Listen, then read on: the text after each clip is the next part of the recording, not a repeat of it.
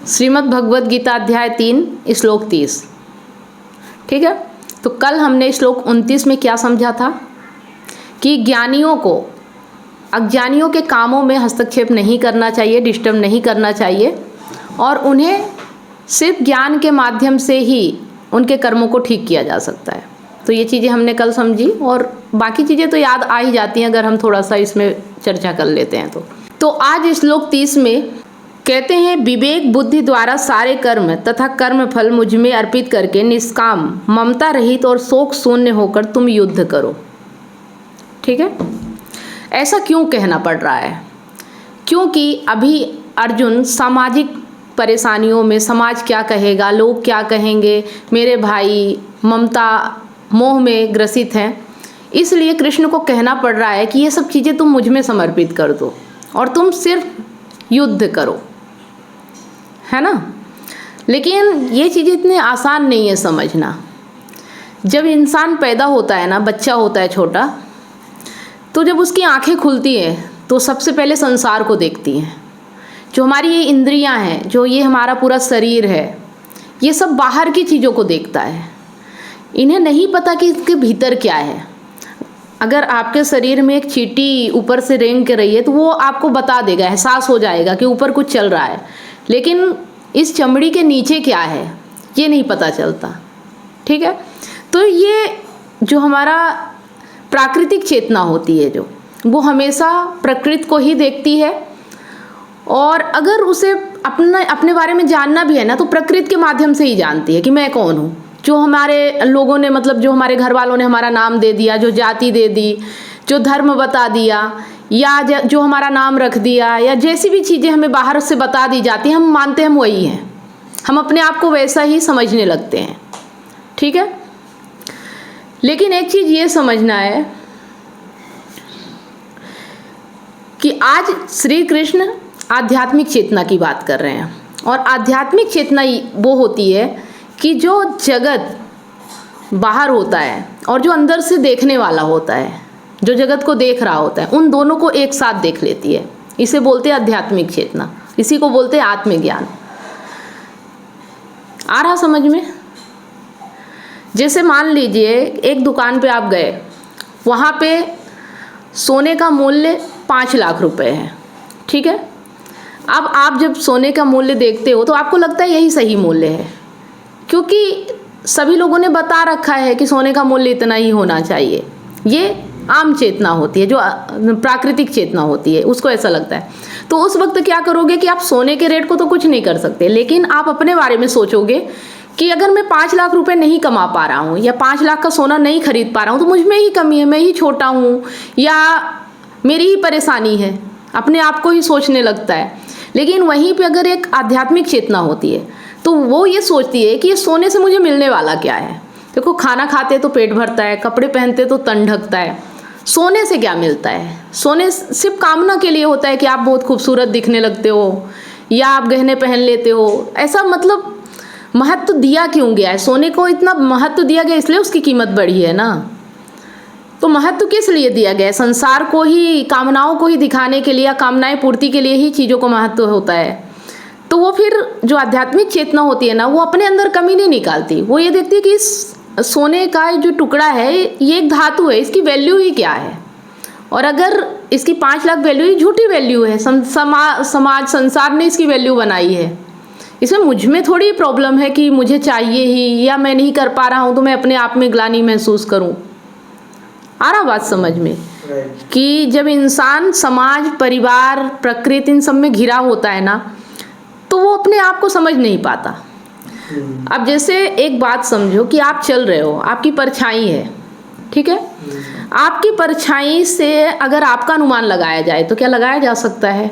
परछाई का आकार तो किसी भी तरह बदल जाता है। आप मतलब पहले क्या होता था कि हम लोग ऐसे करते थे तो खरगोश बन जाता था, कुत्ता बन जाता था, परछाई से दीवार पे हो जाता था ना। तो क्या सच में वो खरगोश कुत्ता रहता था? नहीं रहता था, लेकिन परछाई से हम अनुमान लगा सकते हैं कि वो खरगोश ही है, कुत्ता ही है। आ रहा समझ में?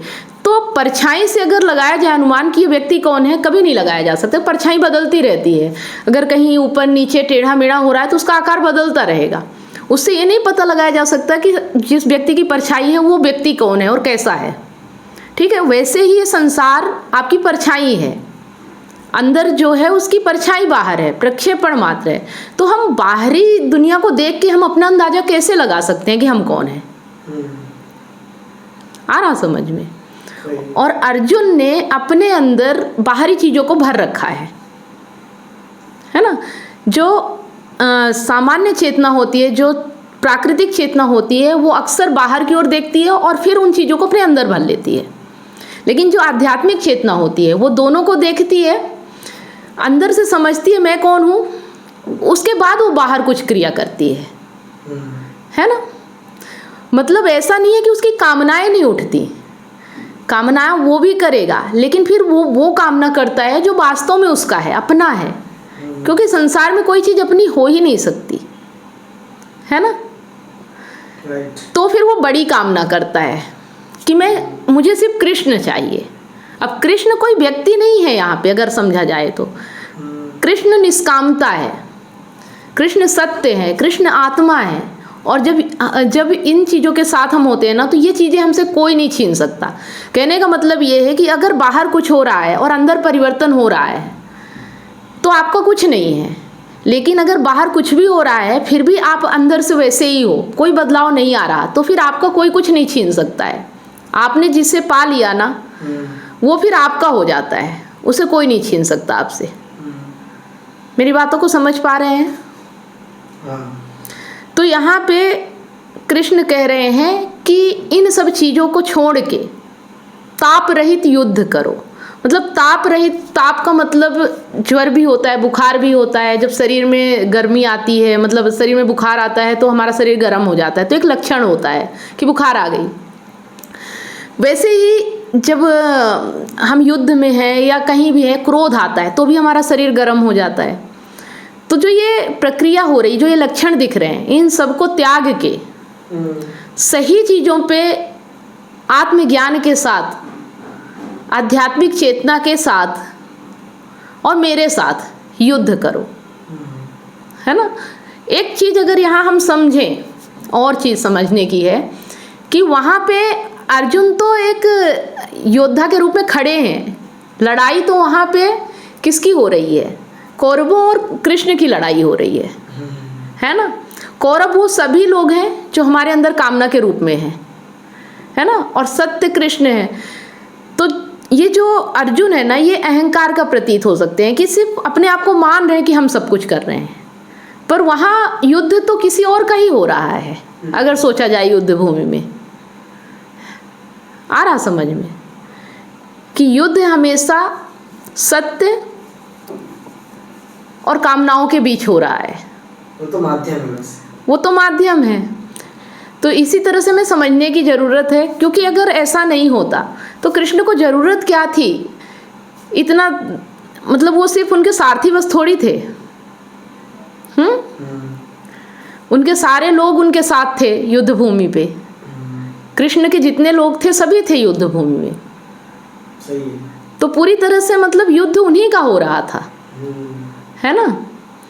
पर यही हम समझते हैं कि अर्जुन और कौरवों का युद्ध हो रहा है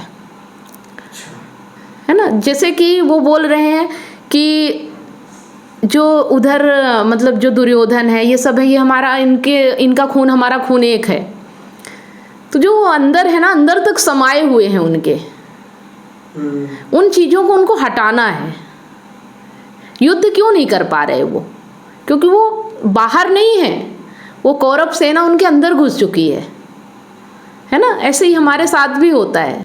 तो इस तरह से हम समझ चुके हैं कि हमें जो दुनिया कहती है, जो समाज हमें बताता है, हमें इन चीज़ों को नहीं मानना है, ना हम वो हैं, ठीक है।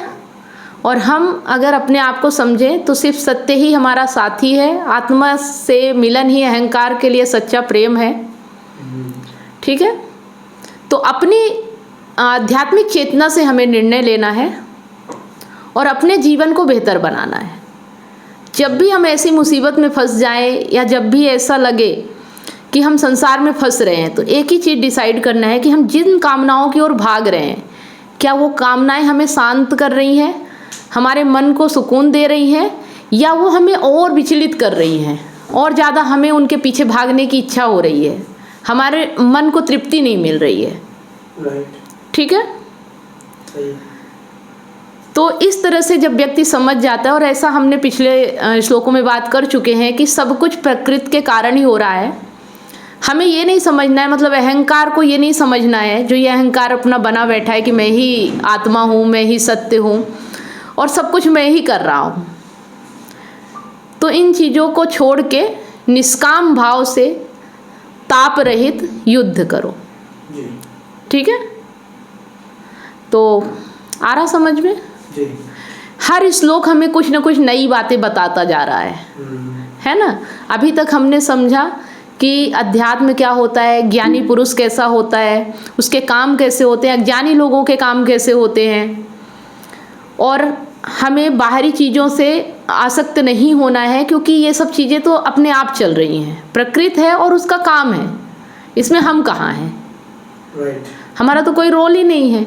लेकिन हम जब ये समझ लेते हैं कि हम कर रहे हैं, तो फिर हमारी प्रॉब्लम बढ़ जाती है। और आज हमने समझा कि हमें अपने आप को वो समझना है जो हमारा है, मतलब हमें उसकी कामना करना है जो वास्तव में हमारा है, जिसे कोई नहीं छीन सकता, जिसे कोई चुरा नहीं सकता। वो तभी होगा कि जब बाहर पूरी दुनिया विचलित होती रहे, लेकिन आपके मन में शांति रहे। आप अंदर से ये जानो कि आप कुछ कर ही नहीं रहे हो, आपके साथ कुछ हो ही नहीं रहा है, सब बाहर हो रहा है ना। इसी को आत्मज्ञान बोलते हैं। और आत्मज्ञान का मतलब ही है कि हमारे अंदर हमारे विचार, हमारी कामनाएं जिस चीज़ के लिए हो रही हैं, उन्हें हम समझें और बाहर देखें कि जिस चीज़ के लिए हमारी कामना हो रही है, क्या आज तक हमारी कामनाएं पूरी हुई हैं? आज तक हमने इतनी सारी कामनाएं की, इतना उनके पीछे भागा, क्या हमारी कामनाएं पूरी हुई? अगर ऐसा होता तो सिकंदर ने पूरी दुनिया जीत ली थी, फिर भी क्या उसे सुकून मिला? मिल जाना चाहिए था। और हम हर बार सोचते हैं कि शायद उनमें कोई कमी रह गई होगी, हम पूरा करके दिखाएंगे, शायद हमारे साथ ऐसा ना हो। लेकिन ऐसे कितने लोग हैं।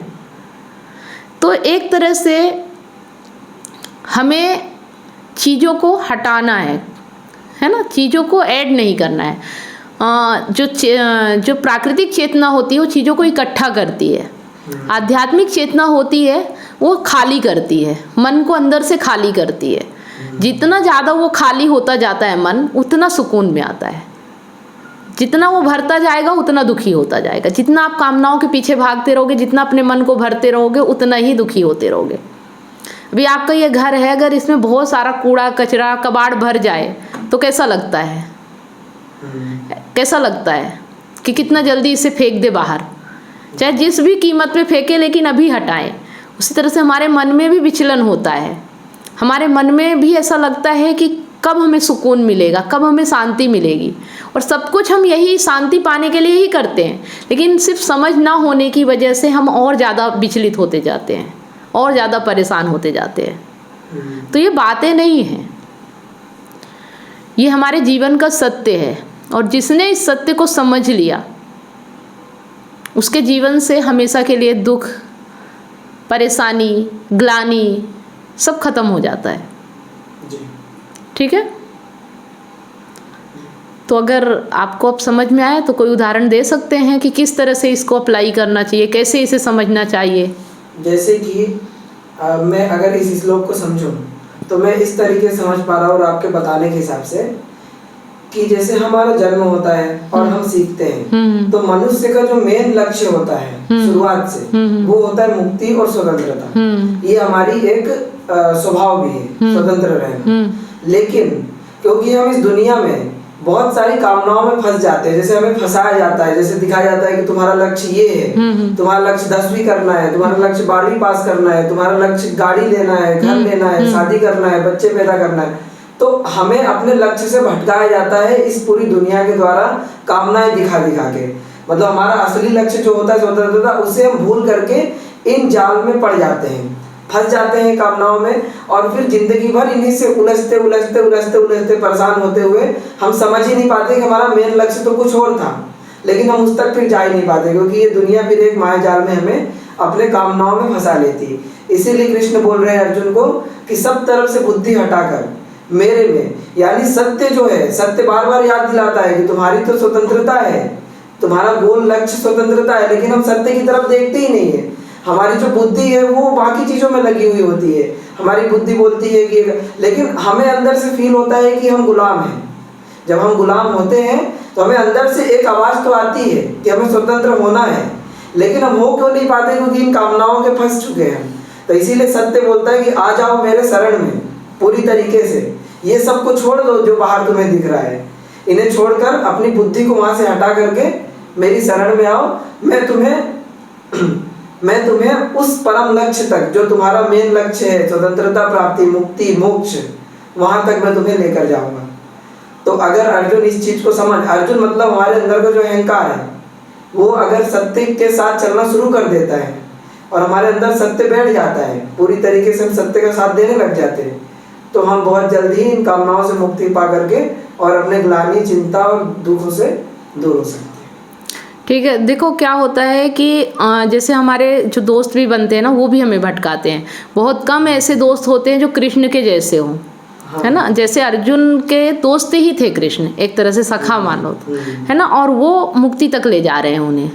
ऐसे संसार में हमारे दोस्त बनते ही नहीं है या होते भी नहीं हैं, और हम गलत दोस्तों के संगति में आ जाते हैं और हम फिर भटकते चले जाते हैं। दोस्त ऐसा होना चाहिए जो आपको मुक्ति की ओर ले जाए, शांति की ओर ले जाए।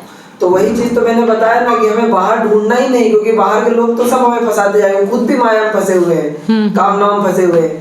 हमें अपने अंदर देखना, क्योंकि अंदर हमारे एक आवाज आ रही होती है, वो बोलती है कि चलो मैं तुम्हें ले चलता हूँ मुक्ति की तरफ, वो काम कराता हूँ जो तुम्हें मुक्ति की तरफ ले जाए। लेकिन हम वो काम, अंदर की आवाज को नहीं सुनते हैं, हम बाहरी चीजों में फंसे हुए रहते हैं कि कोई हमें बाहर वाला मुक्त कर देगा, क्योंकि इस शरीर का गुण ही है ना बाहर की ओर देखना और बाहर की चीजों को महसूस करना। इसीलिए अध्यात्म हमें बताता है, स्पिरिचुअल हमें बताता है अपने आप को पहचानना, अंदर की ओर झांकना, ना कि बाहर की ओर जाना। बहुत अच्छी बात है, और आप बहुत अच्छे तरीके से समझ पा रहे हैं, एक्सप्लेन कर पा रहे हैं। ये बहुत खुशी की बात है कि जैसे जैसे हम गीता में आगे बढ़ते जा रहे हैं, वैसे वैसे हमारा ज्ञान बढ़ता जा रहा है ना। तो मुझे लगता है कि ये जो हमारे गीता सेशन है या जो इस श्लोकों पे बात हो रही है, ये लोगों के लिए भी काफ़ी मददगार साबित होंगे। तो अगर वाकई में आप लोगों को भी ऐसा लगता है कि हमारे श्लोकों से आपको कुछ भी लाभ हो रहा है, तो आप हमें कमेंट करके ज़रूर बताएं। कोई सवाल है तो आप कमेंट करके पूछ सकते हैं, हम उस पर भी जवाब देंगे। वीडियो में नंबर दिया गया है, आप उस नंबर पे हमें कांटेक्ट कर सकते हैं। अपॉइंटमेंट बुक करने के लिए व्हाट्सअप मैसेज करें, ठीक है। अगर वीडियो बहुत ही अच्छा लग रहा है तो एक लाइक तो बनता है, लाइक करें, साथ ही इसे ज़्यादा से ज़्यादा लोगों तक शेयर करें, क्योंकि ऐसी वीडियो आपको बहुत कम देखने को मिलती है। फेसबुक या सोशल मीडिया पे वीडियो तो बहुत होते हैं, लेकिन जो आपकी चेतना को जगा दे, जो आपसे आपको मिला दे, ऐसे वीडियो बहुत कम बनेंगे। तो अगर आप तक ये वीडियो जा रहा है तो इसे ज़्यादा से ज़्यादा लोगों तक शेयर करने की कोशिश करें। तो मिलते हैं नेक्स्ट वीडियो में, तब तक आप सभी लोगों को वीडियो अंत तक देखने के लिए बहुत बहुत धन्यवाद।